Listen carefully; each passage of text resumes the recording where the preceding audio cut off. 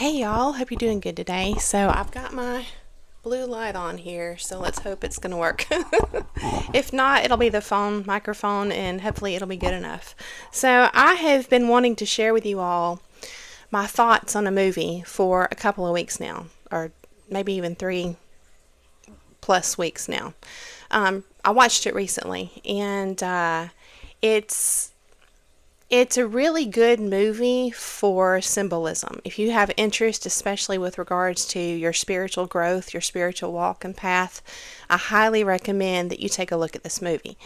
Now, I'm just going to be just very blunt with you all and basically tell you that I feel that there are a lot of people who it's almost like they exploit the internet and all of the comment sections and the chats and everything as a way to just work out their frustrations. And that comes out in the form of projection and criticism and condescension and just all this kind of stuff. And I've seen that a little bit on people's thoughts on this movie.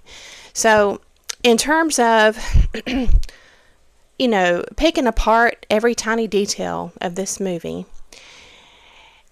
yeah, that can be done. And it can be criticized heavily if that's what someone wants to do. Now, if you're someone who is just simply looking for the bigger picture, the general message and some inspiration, and you're coming at it from the lens, the perspective of just wanting to see the good and get something out of it, then I think that you'll very much enjoy the movie. Now, it is an animation movie.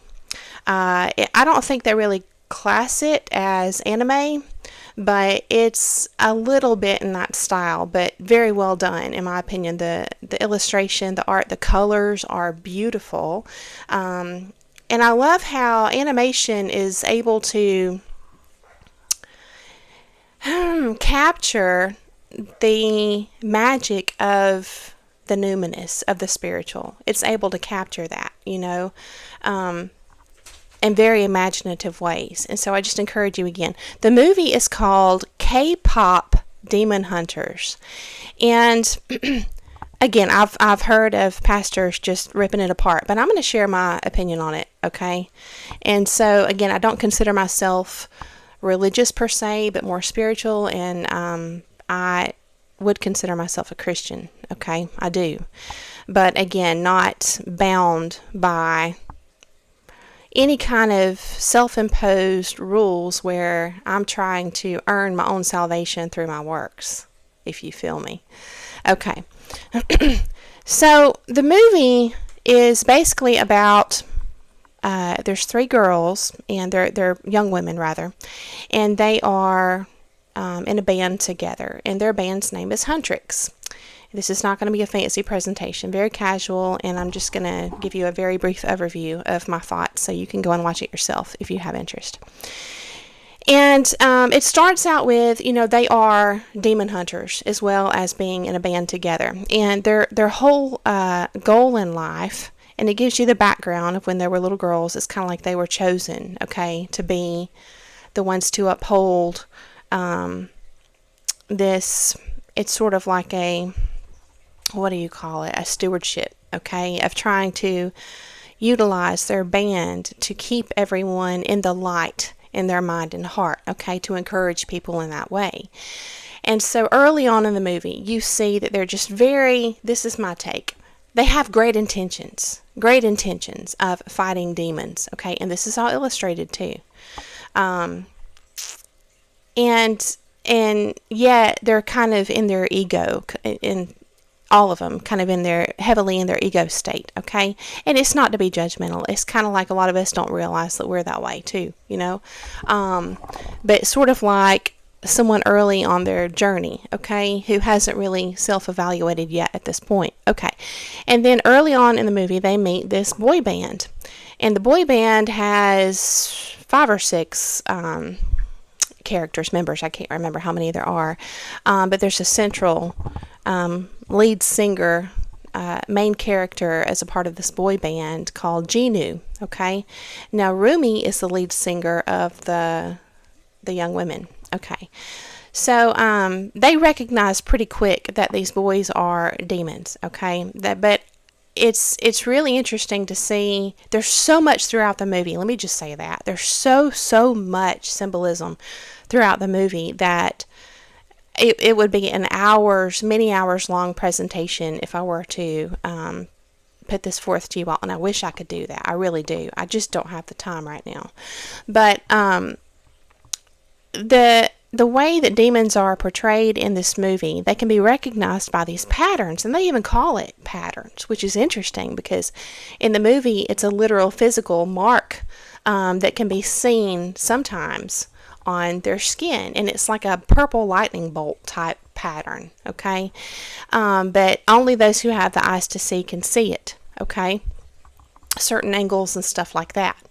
So they are, because they're demon hunters, they can recognize this very quickly in the boy band. Well, the boy band just quickly rises to stardom, okay, in the public. And they are singing things like "Let Me Be Your Idol" and things like that. They're basically in that, I don't know if the right label would be Jezebel spirit right here, but they're trying to sell themselves in that way to the public, okay? And by doing so, people are just falling for the physical image of these boys, these young men. I said boys because they're a boy band, but they're young men. People are just falling all over this image. It even shows like older women in the crowd that are just, almost become obsessed, and it's all representative of the concept of making other people and other worldly things our idols, okay? So it's very well done. I feel like very well represented in the movie. Okay, but the girls are onto it, all right? And I call them girls and boys because I guess I'm just older. They're actually young men and young women, but this is just how I see it. So, there's some conflict there between, the two bands. And to kind of sum it up, it is a musical. There's a lot of interesting songs throughout the movie, but as time progresses, we see that the lead singer of the girl band, Rumi, she is struggling with her own pattern. She has the markings of the demons, and she tries to hide it, okay? And she was told from a young girl to hide that because it was part of her lineage, okay? And so she does, and she's terrified of this being exposed to her other two bandmates, her friends. And so this is a weakness in her, that she's trying to hide these patterns, the darkness in her. Well, the lead singer on the boy band side, they kind of start a little bit of a romance. They're kind of like at odds with one another and in competition with one another, but there's also an attraction, okay? And he finds out that she has these patterns, these markings. And so they connect through that. But they're still both committed to each side, the dark and the light, okay? So let me just share a few of the lyrics as well. So there's one song, and this one is called Free, and it's a song sung with both Rumi and Jinu, okay? The boy leader and the girl leader, and they're meeting up in private. And it's talking about becoming free. It's called Free. And so it says, I tried to hide, but something broke. I tried to sing, couldn't hit the notes. The words kept catching in my throat. I tried to smile. I was suffocating, though. But here with you, I can finally breathe. And so it goes on from there. And it says, all the secrets that keep me in chains. It says, what if we both tried fighting what we're running from? We can't fix it if we never face it. What if we find a way to escape it? And then the chorus is, we could be free. We can't fix it if we never face it. Let the past be the past till it's weightless. And I'm reminded of Jesus talking about, his yoke is light. And there's freedom in Christ. But what has to happen first? We have to admit our faults. There has to be repentance. We have to be genuinely sorry. in order to face our faults, and lay that before Christ to move forward and feel that freedom of weightlessness, right? So it's just heavily symbolic. I feel like there's a lot of personifications and in the symbolism and through the characters, and I don't want to give the whole thing away. But at the end there's a song as well, and it's pretty cool too. It's called What It Sounds Like, and this is during a really powerful scene at the very end, and we see that there's a strong Christ-like figure, and there's something that happens between Jinu and Rumi at the end that's very much symbolic of what Christ did for us. And so, is it a biblical movie? I would say no. Is there strong symbolism about the freedom in Christ? Yes, there is. This is just my 2 cents. Take it as you will. I don't want to give the whole thing away, but I just highly recommend that if you have interest in that kind of thing, that you check it out. And here's the thing, and here's what a lot of people don't get. This is what really drives me crazy. A lot of people want to point the finger and criticize when a person's trying to basically bring people to God. And the part of what they're doing that gets criticism a lot of times is when they're off topic. Okay? And the thing is, Jesus met people where they were at. He said that, it was the sick who needed, the medicine or the doctor. I forget exactly how the verse goes, but the point is, he met people where they were at. And to me, a true disciple who's trying to bring people to God is going to do the same thing. They're not going to be snobbish and self-righteous and looking where they can point the finger and criticize people. They're going to be looking to build bridges, wherever a person is at, so that they can make a connection. And that's how I see it. There's another beautiful song too, and I forgot to look up the lyrics. Let me see if I can find it real quick.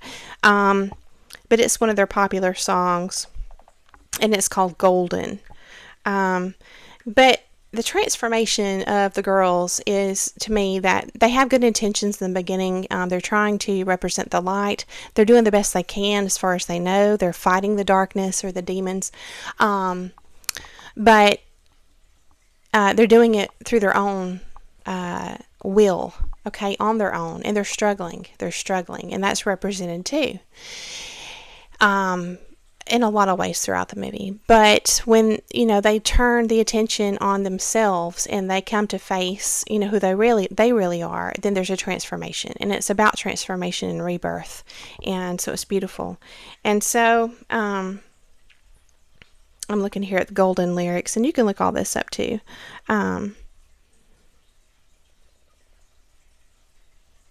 It's talking about waking up and no more hiding, right? And in this song is presented early on in the movie, and a big part of this song is I believe, right? I know I believe, and that's what needs to come first, right? Is the belief. And then from there's the song Free between Rumi and Jinu, if you want to look that up. And then at the end, What It Sounds Like. And there's other songs as well. But it talks about being ashamed of their past at the very end of the movie. And it says, we listened to the demons. We let them get between us. But none of us are out here on our own. Okay? So we were cowards. So we were liars. So we were not heroes. We're still survivors. The dreamers, the fighters. No lying. I'm tired. But dive in the fire, and I'll be right here by your side. And we know that that's very much, I don't know if it was intended to be this way, but it can be a reference to Jesus, being in that fire with us. Okay. So, again, the movie's K-pop Demon Hunters. It's a beautiful movie. And I just encourage you, if you have interest, to look into that. So the other thing I wanted to talk about is, recently I had this I don't know if I want to call it an epiphany, but there was this realization of a mindset of lack, and I had not been considering it in that way, in that light. I had been considering it more of a mindset of hope, but the energy behind it was more of an anxious anticipation, and therefore producing, I think, a subconscious mindset of lack. And as soon as I made this declaration, I've shared this in my last 2 videos, I'll just touch on it. But as soon as I made that declaration of, anything more that would fill that lack, I said, I don't even want it. I literally felt something lift off and away from me. Okay.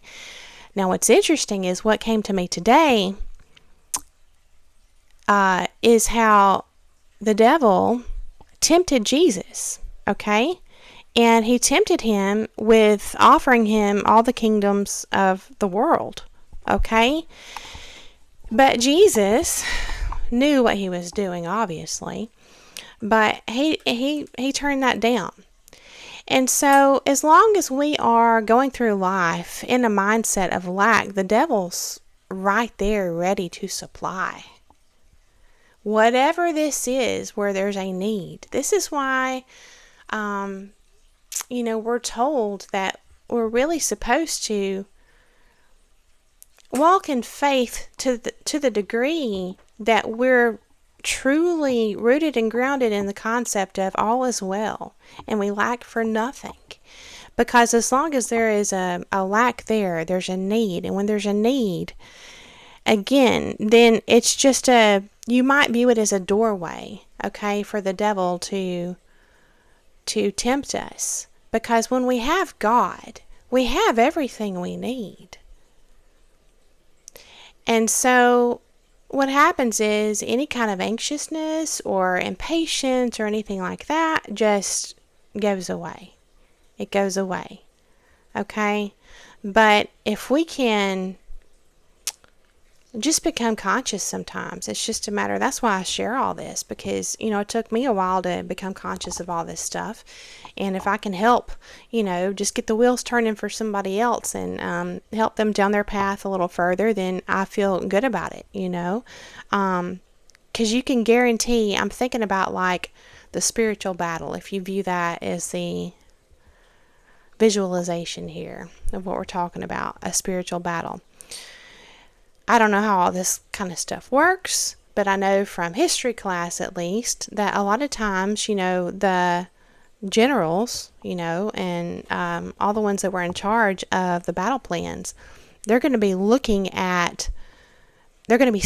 out every part of the area. They're going to have it mapped out. They're going to be looking at what angle is best to bring their troops in, okay? It's kind of like that with our mind and heart, which is why we're advised to take every thought captive. We're supposed to operate guarded, okay, in that armor of Christ, behind that armor of Christ. And what that means is that we lack for nothing. So there's no open doorway there. It's just not, they can't come in. It's just, you lack for nothing. There's no open door there. And so I like to, when something resonates with me, even going through this with you all is an exercise in thinking for me. I'm just doing it out loud with you all in hopes that it helps you as well. But it's sort of like a shift or a switch that just flips. And suddenly it really helps to accelerate peace, in my opinion. It truly does. But you have to believe it, and you have to trust it, and it is the faith walk, but it's the faith walk in action. So I think that's all. I'm trying to keep my videos a little bit shorter because I know everybody's busy. Thank you so much if you made it all the way through and you watched the whole video. Thank you so much. I hope that it was helpful to you. And if you watched the movie, I'd love to hear your thoughts. If you feel called to share them in the comments below. And I also have my email address out there if you wanted to reach out and just, talk about the movie privately, that's fine too. I enjoy that as well. And I just thank you so much for coming along to hear the message. I hope that you have a beautiful day, and I'll see you again very soon.